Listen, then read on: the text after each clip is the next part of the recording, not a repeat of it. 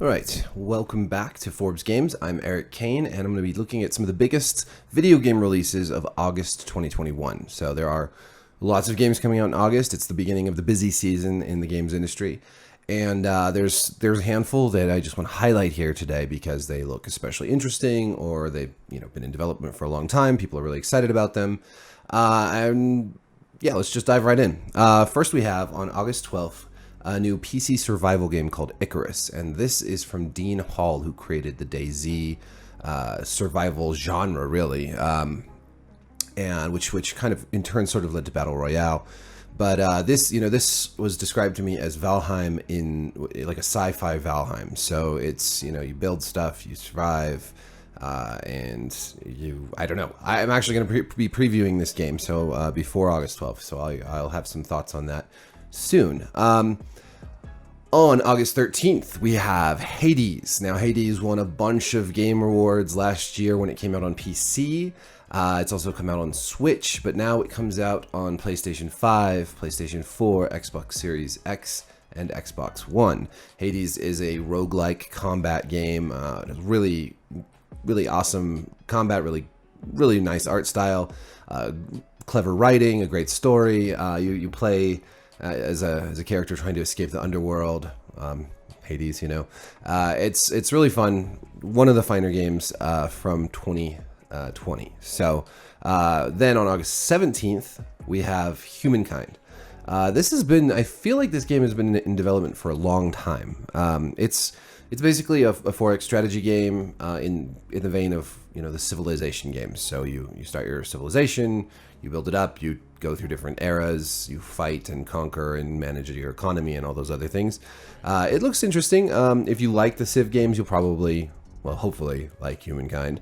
Moving on to August 20th, another of the best games of 2020, Ghost of Tsushima. This comes out with its director's cut on PS4 and PS5. The director's cut brings a whole new island and a new story and a whole bunch of other new content, improved visuals for the PlayStation 5, and some other extras. It's very exciting. If you haven't played Ghost of Tsushima yet, this is probably where you should start because you get a lot more content. As a huge fan, this was my, this to me, I enjoyed this game even more than Hades. Those were both two of my favorite games last year. But Ghost of Tsushima Director's Cut, that's August 20th. A few days later, on August 24th, we get Kina Bridge of Spirits from Ember Lab.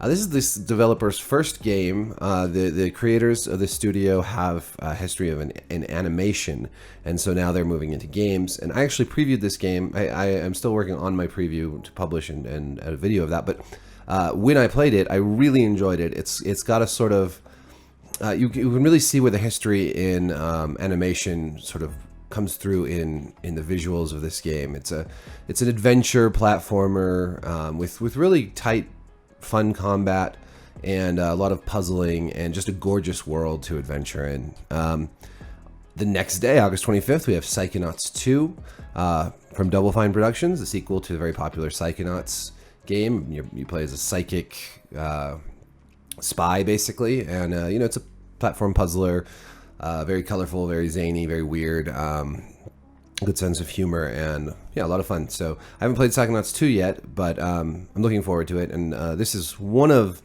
the games that I talked about recently that is coming on day one to Xbox Game Pass. Finally, last but not least, certainly not least, we have on August 31st, Amazon's MMORPG New World. Amazon has not had a great time with its video game division so far. There's been a huge struggle for Amazon to release a game that people actually want to play, but New World does seem to be that game. It's interesting because MMOs are a little out of fashion, but New World is trying to get in there and compete with the big three: Elder Scrolls Online, Final Fantasy XIV, and World of Warcraft. Will New World succeed? So far, early previews are very positive. I'm going to be playing this game as well, and I'll report back with some thoughts on that. But it does seem to be maybe the game that will finally give Amazon some success outside of Twitch and just success in that game development sphere. So we'll see. So those are the top 7 games of August. There's a bunch of others, obviously, and If you have one that you're really looking forward to that I didn't mention here, please shout out in the comments, and I'd love to check it out.